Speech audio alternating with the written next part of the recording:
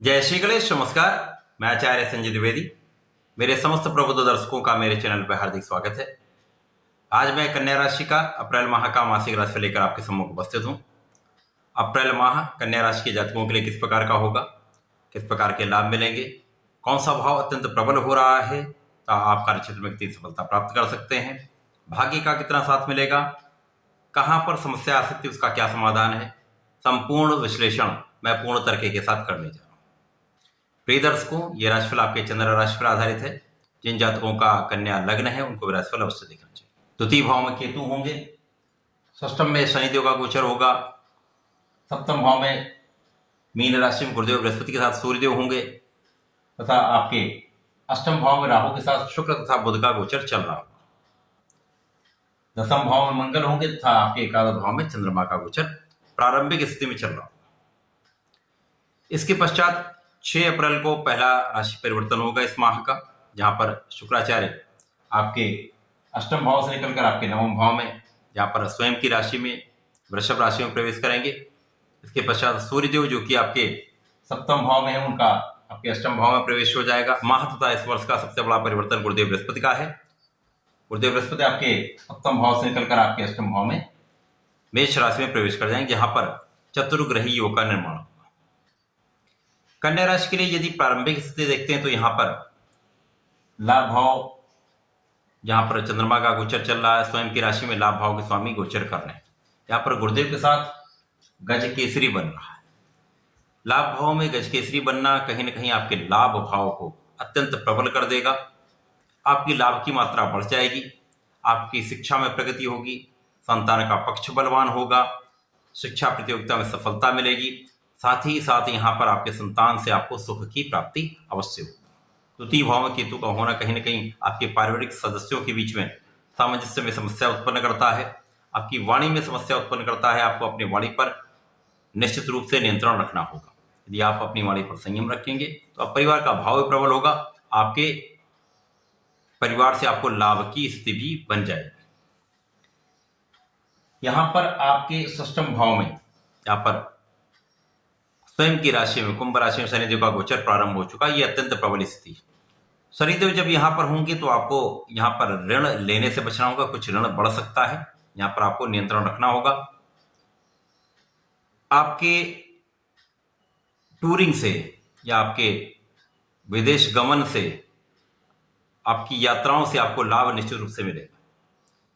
यहां सबसे बड़ा आपको लाभ मिलने वाला, शनिदेव जब यहां पर होंगे तो आपके समस्त ज्ञात अथवा अज्ञात शत्रुओं का विनाश तय है। किसी भी प्रकार का कोई भी शत्रु आपका किसी भी प्रकार की हानि नहीं कर पाएगा।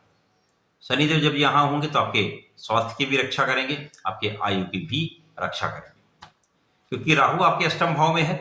राहु यदाकदा आपको समस्याएं दे रहा है, कष्ट दे रहा है, सारी समस्याएं उत्पन्न कर रहा है। यहां शनिदेव का प्रभाव बहुत कुछ आपको बचाव कर रहा है। शनि का प्रभाव आपके तृतीय भाव पर भी है, तो कहीं ना कहीं आपका परिश्रम बढ़ा है। आपके परिवार का सदस्य, आपके छोटे भाई बहनों का पूर्ण रूप से सहयोग आपके साथ यहाँ पर चल रहा है। आपका सप्तम भाव अत्यंत प्रबल है, जहां पर स्वयं की राशि में गुरुदेव बृहस्पति हंस नामक राजयोग में तथा यहाँ पर सूर्यदेव के साथ महाराजयोग का निर्माण हो रहा है। शासन प्रशासन का योग बन रहा है, तो इस समय में आप बहुत प्रभुत्वशाली होंगे, बहुत प्रभावशाली होंगे। कार्यक्षेत्र अत्यंत प्रबल होगा। यहाँ पर आपको विदेश से अच्छा लाभ मिल सकता है। विदेश सेवाओं में आपको विशेष रूप से सफलता प्राप्ति होगी। कार्यक्षेत्र अत्यंत प्रबल हो जाएगा। कार्यक्षेत्र का लाभ आपको 100% मिलने वाला है। आपकी लग्न को प्रबलता मिलेगी, आपका प्रभाव बढ़ेगा, साथ ही साथ यहाँ पर आपका यश बढ़ने का पूर्ण योग दिख रहा है। गुरुदेव का प्रभाव आपके लाभ को बढ़ा रहा है, आपके लग्न को प्रबलता दे रहा था, कहीं ना कहीं आपके परिश्रम को भी बढ़ा रहा है। तो संपूर्ण रूप से गुरुदेव यहां पर आपके लिए बहुत लाभकारी स्थिति में है। अब इस माह का पहला परिवर्तन 6 अप्रैल को होगा, जहां पर शुक्राचार्य आपके अष्टम भाव से निकलकर आपके नवम भाव में प्रवेश करेंगे, जहां पर वृषभ राशि बनती है। शुक्राचार्य जब वृषभ राशि में प्रवेश करें तो ये इनकी स्वयं की राशि है। त्रिकोण के भाव में, आपके भाग्य भाव में मालव्य योग का निर्माण होगा। अब यहाँ आपके जीवन में बहुत बड़े परिवर्तन होने वाले हैं, क्योंकि शुक्राचार्य इस जगत का संपूर्ण यश, वैभव, सुख, शांति, सुख, समृद्धि समस्त चीजों को देने वाले हैं। भाग्य भाव में जाएंगे तो आपका भाग्य तंत्र प्रबल हो जाएगा। यहाँ पर शुक्राचार्य पहुंचकर आपकी भाग्योन्नति कर देंगे, क्योंकि भाग्य के ही स्वामी। अब भाग्य का स्वामी जब भाग्य में होगा तो 100% आपका भाग्य उदय हो जाएगा। भाग्य उदय के कारण आपके जीवन में संपूर्ण सुखों का आप उपार्जन करने वाले, सुख संपत्ति का अर्जन करने वाले, कार्य क्षेत्र में अत्यंत प्रबलता आ जाएगी। तो निश्चित रूप से शुक्राचार्य का यह परिवर्तन आपके जीवन को सुखमय बनाने वाला है, भाग्योदय करने वाला है। जब भाग्य साथ देता है तो कर्म क्षेत्र में भी आपको संपूर्ण सफलता प्राप्ति होती है। आप पूर्ण परिश्रम करते हैं, कार्य क्षेत्र में लगे रहते हैं, पूर्ण निष्ठा के साथ कार्य करते हैं, भाग्य साथ दे जाता तो यहाँ आपकी प्रगति हो जाती है, सफलता प्राप्त हो जाती है और आपका नाम आपको प्राप्त होता है, धन प्राप्त होता है, सुखों का आप उपार्जन करते हैं।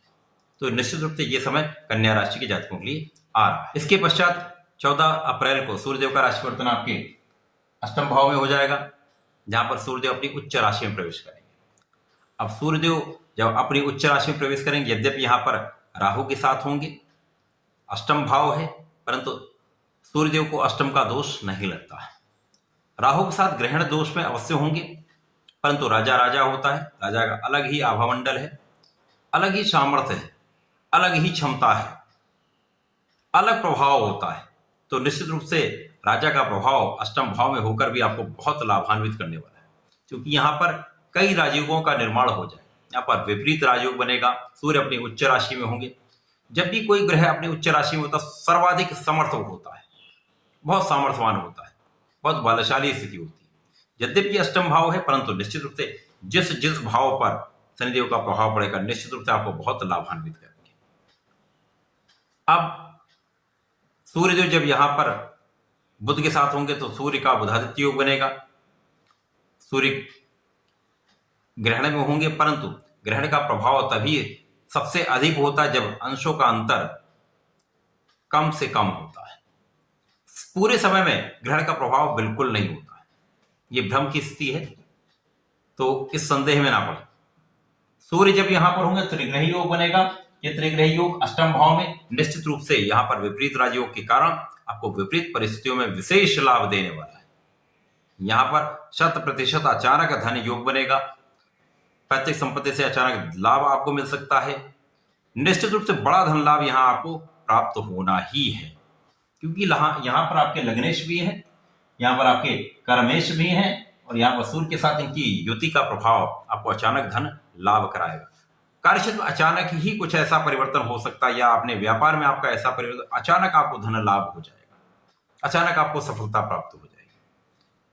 राहु भी छाया ग्रह है, जब ये ग्रहण के प्रभाव में होगा तो नकारात्मक प्रभाव देगा, परंतु वैसे ये छाया की तरह अपना फल देगा। तो सूर्य बुध की छाया के अनुसार फल देगा। कहीं न कहीं अष्टम का राहु अचानक धन लाभ भी कराता है, तो ये निश्चित रूप से आपके लिए एक अच्छा लाभ देने वाला है। परंतु यहां आपको स्वास्थ्य पर अपने ध्यान देना होगा, वाणी पर ध्यान देना होगा, विवाद से बचना होगा, पारिवारिक सदस्यों के बीच में सामंजस्य बनाकर चलना होगा। यदि आप ऐसा कर लेते तो निश्चित रूप से आपको बहुत बड़ा लाभ यहां पर मिलेगा। इसके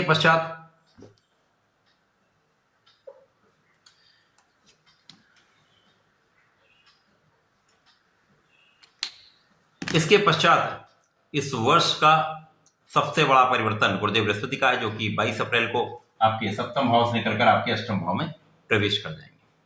अब यहां पर कुछ समस्या भी होगी, कुछ लाभ भी होंगे। कारण क्या है? गुरुदेव आपके लिए सुख के स्वामी है, सप्तम के स्वामी होकर अष्टम में प्रवेश कर जाएंगे। अब ये अष्टम त्रिक भाव है, तो निश्चित रूप से नकारात्मक भाव में जब गुरुदेव जाएंगे तो इनका प्रभाव नकारात्मक भी प्राप्त होगा। यहां पर आपको शारीरिक कष्ट निश्चित रूप से बढ़ेंगे, पेट के रोगों से सावधान रहना होगा, अपने आहार विहार पर आपको नियंत्रण रखना होगा,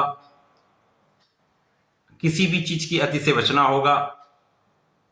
राहु के साथ प्रभाव में तो यहां पर चांडाल दोष भी बनेगा, यहां पर गुरु सूर्य का संयोग भी रहेगा, गुरु बुध का कुशाग्र योग भी बनेगा, जो आपको बहुत बुद्धिमान बनाएगा, बहुत कैलकुलेटिव बनाएगा, बहुत समझदार बनाएगा, विवेकी बनाएगा। परंतु यहां पर धैर्य भी आपको रखना होगा, क्योंकि कहीं ना कहीं चांडाल दोष धैर्य में कमी भी करता है। अष्टम का भाव, इसलिए मैं कह रहा हूं, किसी अन्य भाव में होता, केंद्र में या अथवा त्रिकोण में, लाभ भाव में होता, तो ये अत्यंत प्रभावी होता, तो नकारात्मकता कम से कम होती। अब यहां पर क्या है, स्वास्थ्य समस्याओं से आपको बचना होगा, अपने स्वास्थ्य पर ध्यान रखना होगा, जीवन साथी के स्वास्थ्य पर विशेष रूप से आपको ध्यान देना होगा। यहाँ पर जीवन साथी का स्वास्थ्य निर्बल हो सकता है, उनके साथ संबंधों में क्लेश हो सकता है, आपस में मतभेद हो सकता है, तो यहाँ बहुत आपको नियंत्रण भी रखना पड़ेगा, बहुत संयम के साथ आपसी संबंधों को चलाना भी पड़ेगा। परंतु गुरुदेव का प्रभाव आपको बाहर से धन का अर्जन कराएगा, आपके धन भाव को प्रबलता मिलेगी, अचानक धन लाभ जो मिलना है, निश्चित रूप से इस समयावधि में आपको अचानक धन की प्राप्ति अवश्य होगी, किसी भी प्रकार से हो, सट्टे से, लॉटरी से या किसी अन्य प्रकार से, जहां पर आपको आशा ना हो, वहां से भी आपको धन की प्राप्ति, क्योंकि विपरीत राजयोग भी, तो निश्चित रूप से इन विपरीत परिस्थितियों में भी आपको धन का अर्जन अवश्य होगा। इसके अतिरिक्त मंगल जो कि आपके लिए अष्टम के स्वामी है तथा आपके पराक्रम के स्वामी है, वो अच्छी स्थिति में, मंगल दशम भाव में है, यहां पर कहीं ना कहीं आपके कार्यक्षेत्र में आपको सफलता देकर आपको यश की प्राप्ति कराते हैं, तो निश्चित रूप से यहां पर आपकी स्थिति अत्यंत प्रबल है, आप ऊर्जावान भी होंगे, परिश्रमी भी होंगे, मित्रों का सहयोग भी मिलेगा, कार्यक्षेत्र अत्यंत आप प्रबल कर लेंगे, यहाँ पर पूरे मनोयोग से यहाँ पर भाग्य का भी साथ मिलेगा, आपका कर्म क्षेत्र भी प्रबल रहेगा, तो निश्चित रूप से आप सुखों का उपार्जन भी करेंगे। तो अप्रैल माह कन्या राशि के जातकों के लिए कुल मिलाकर सामान्य से भी अच्छा है, परंतु यहाँ पर कुछ चीजों का आपको ध्यान रखना होगा, अपने वाणी पर, अपने स्वास्थ्य पर, अपने जीवन साथी के स्वास्थ्य पर आपको नियंत्रण अवश्य रखना होगा। ध्यान से रहेंगे, ध्यान से कार्य करेंगे तो कहीं पर कोई बड़ी समस्या नहीं आने वाली, परंतु गुरु का गोचर एक लंबी अवधि के लिए होता है, अष्टम भाव में हो तो कहीं ना कहीं स्वास्थ्य समस्याएं तो होती, ये आप उनका ध्यान रखेंगे तो लाभ अवश्य प्राप्त करेंगे। कन्या राशि के जातकों को नियमित रूप से श्री गणपति महाराज की शरण में रहना चाहिए, उनके मंत्रों का जाप करना चाहिए। ओम गंग गणपताय नमः का यदि नित्य कम से कम एक माला का जाप करते हैं, प्रत्येक बुधवार को हरि दूर्वा का अर्पण करके पीला पुष्प अर्पित करते हैं, भोग लगाते हैं तथा संकटनाशन गणेश स्तोत्रम का पाठ कर लेते हैं, तो 100% बहुत कष्ट कम हो जाएंगे, बहुत लाभ आप प्राप्त करेंगे। तो ऐसा करें, इसका लाभ लें। धन्यवाद, नमस्कार।